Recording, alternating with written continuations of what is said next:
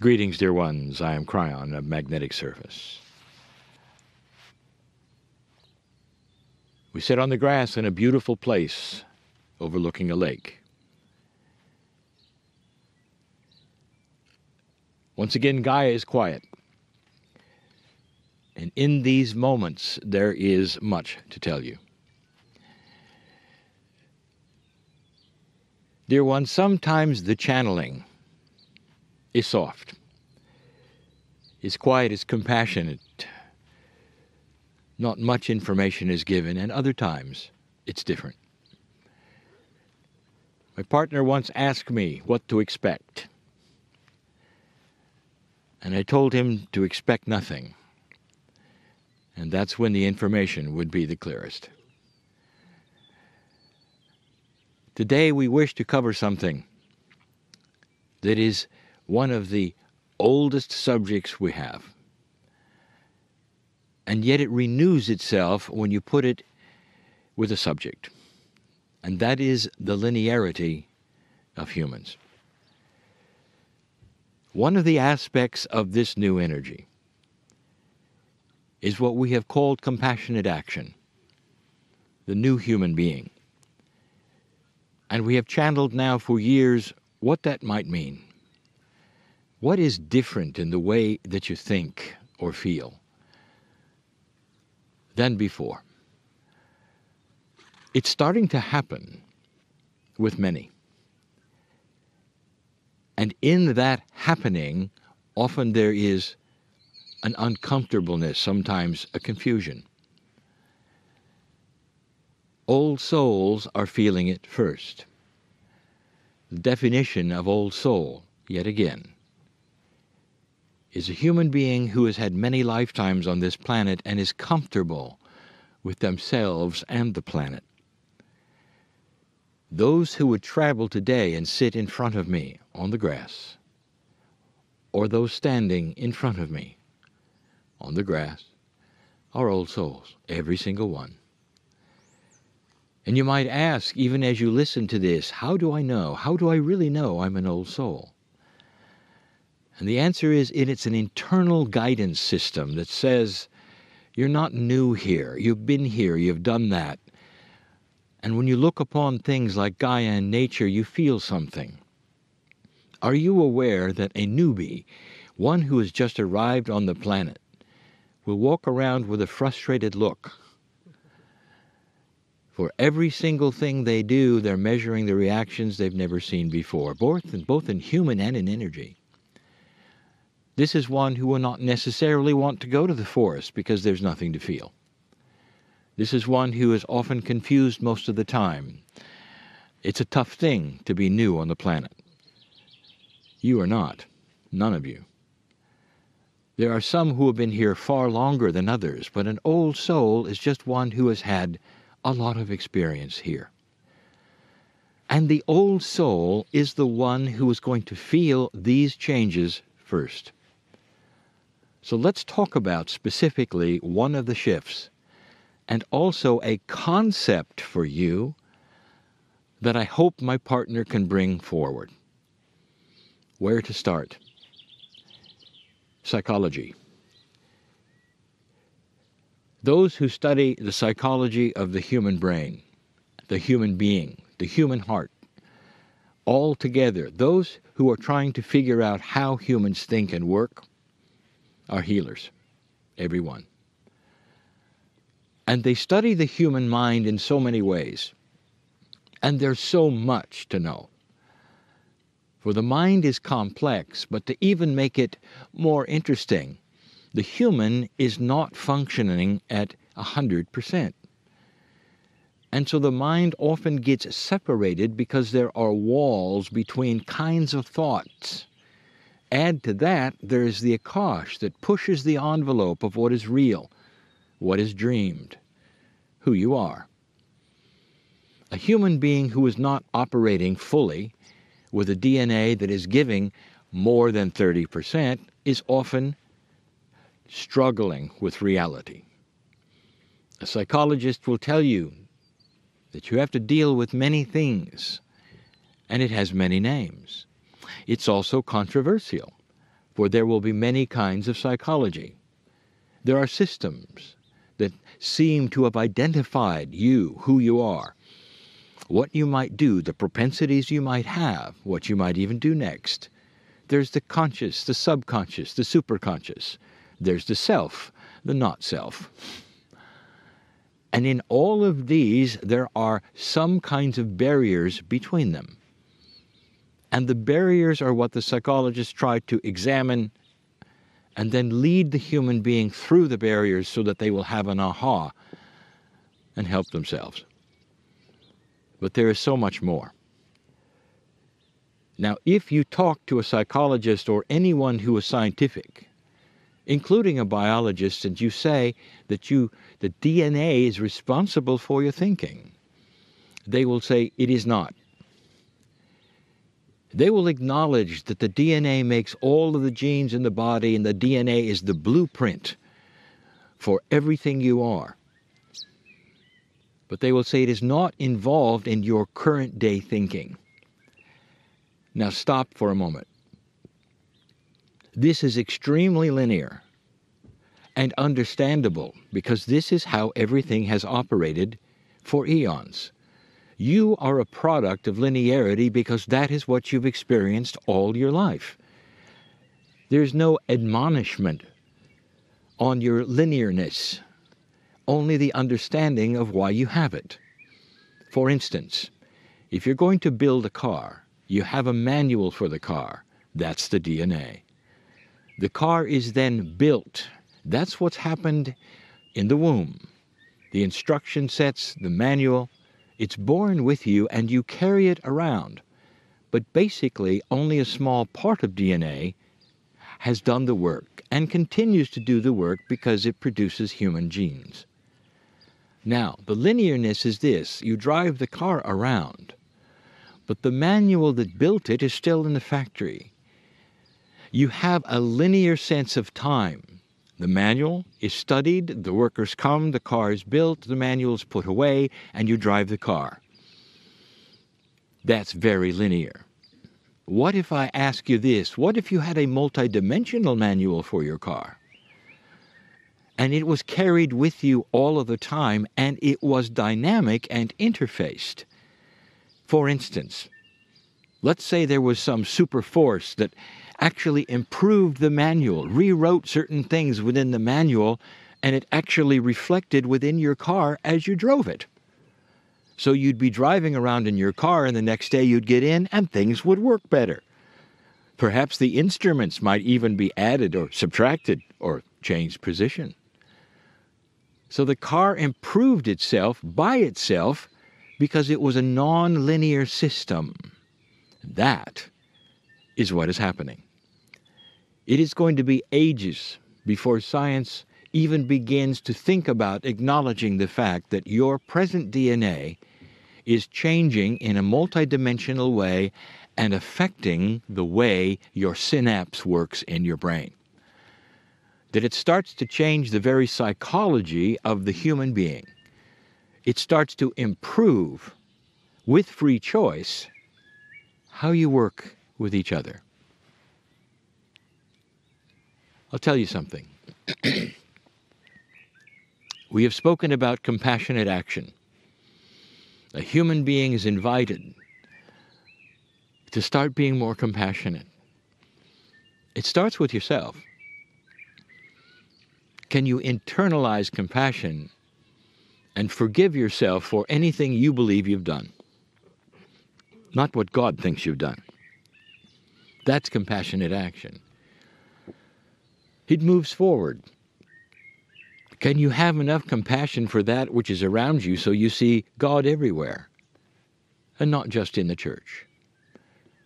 And you'd say, this is an amazing idea. How do I do this? And where is it going to come from? And what do I do next? And I would like to give you a concept today.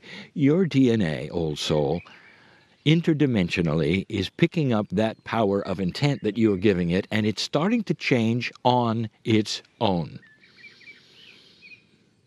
As the cells reproduce in your body and the DNA molecules involved, that is a changing manual in real time. And it starts to change the way you feel about everything. The way you think, your maturity, the elegance of who you are. Up to this point, a linear approach has you stuck with issues that then have to be resolved. And so you'll go into a linear pattern of how to resolve issues because there's barriers between the subconscious and the conscious. What if I told you that an improved DNA starts to drop the barriers? The conscious person will start to see the subconscious, the not-self. Will start to understand the importance of one thing or another thing, sort it out themselves. As my partner says, put the things in the back seat. They'll still be in irritation, but they're not going to guide your life. What if this was starting to happen on its own? So think of the manual itself as being interactive and starting to change you in real time. This is the thing that will not be seen as valid. It's too esoteric. It's channeling. So let's just go to the next one. Since it's unbelievable anyway, why not push the envelope? We have talked about the three parts of consciousness, not of subconsciousness or the not-self, but that of the brain, the pineal, and the heart. We remind you again that the heart is being discovered, not just as a pumping mechanism, but perhaps even with neuron action inside it, that the heart is literally part of the thinking human. You touch your heart and you love someone. You touch your heart because you love spirit. It is involved in your thinking process. Even the indigenous would touch their heart.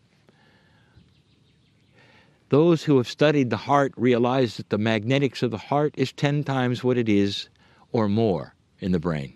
Some say it's even 100. They're starting to make discoveries of what the heart can do and its real role, besides pumping blood. The pineal is involved. We've even given you the idea of the triad, the three of them working together. But what if there were layers of the triad? You've heard of the higher self. It is a higher level of yourself. What if there was a high heart? Now, the high heart actually has a name. You can find it. It's in ancient spirituality, because those who have come early with even higher DNA functioning better knew of it, named it. It is the compassionate heart, and this is the one that is starting to be active and growing and be more part of you.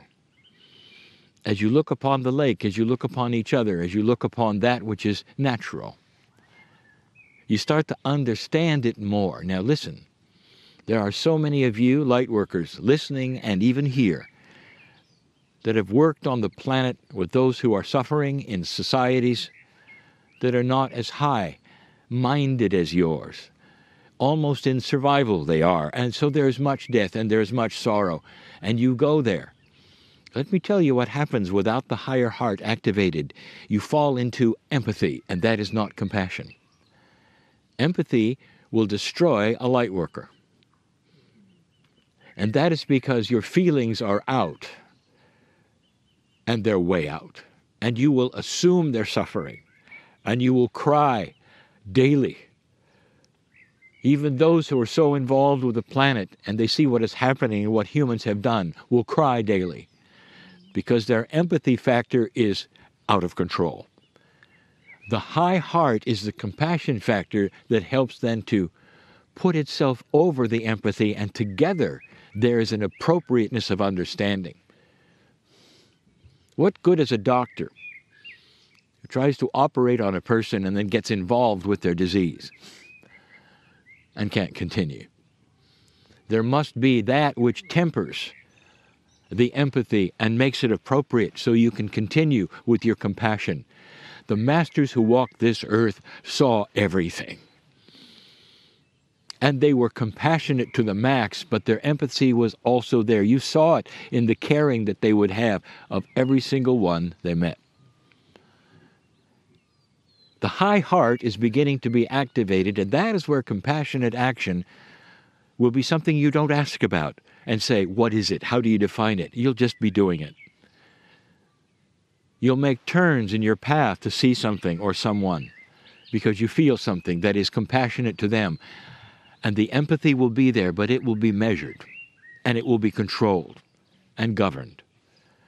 These are the balances that you're starting to come into psychologically that start to really create a balanced human being, one who's fun to be with. Even as I close here, there are those who are unwilling to become anything but linear. I want to give you an example. You're still trying to pass through one level to get to the next. Some of you are going to ask, when will my heart graduate to be a higher heart? Or is there two pieces? Are there more layers? How many layers are there? And how many times do you have to pass through this one to get to this one? Can you be knocked back a few? That is linear.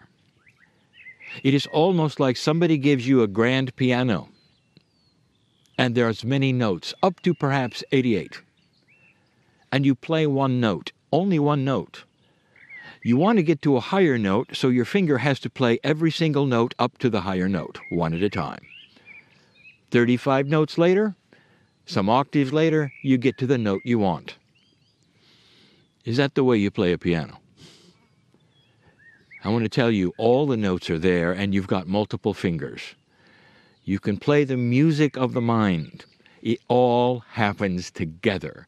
Your DNA, right now, is starting to advance if you choose to feel it, in order on a daily basis in reproduction of cells to give you a better thought process. There will be scientists who say, yes, but synapses and neurons are not ones that rejuvenate. Yes, they are. They just do it differently. Not only that, there is more to thinking than the brain. This is all starting with genes that are improving, with all of the things in your body starting on a regular basis to improve themselves. It's all starting to make sense in your actions as a human being. In that which you can dismiss, your akash is clearing up. You don't have to go to a reader if you can figure it out yourselves. The akash starts to become more beautiful and give you things that you need instead of the things that you're irritated with or that push you into corners. Do you see how an improved DNA on a daily basis, monthly basis, starts to drop the barriers, the issues, the problems, the nightmares, the fear? The invitation is for you to see it as a piano, to play it all at once, to see the many opportunities in your mind in this metaphor. Grow another hand or two and play it even larger. Play a symphony for yourself, all the notes at once if you wish. You'll get the idea. Things are happening together, not one at a time. It's going to change the concepts, the paradigms, even of what is going to be called quantum psychology. The understanding that the human is dynamic, changeable, and the very triggers that you try to get to, the subconscious that you try to reveal, the pathways will no longer be linear. It can happen all at once, and the triggers may actually be somewhere else. This is not that new. You're going to find this in ancient spiritual systems. But today, for now, in this place, as Gaia looks on and smiles, I tell you, this is where the new human is going. You're in a great place to hear this. No distractions, not really. Where Gaia is pumping energy to you right now. You listen to the birds, even to other humans who may not be part of this group, having a wonderful time, enjoying that which is here to be enjoyed. Look upon all of these things as appropriate, beautiful, and compassionate. And so it is.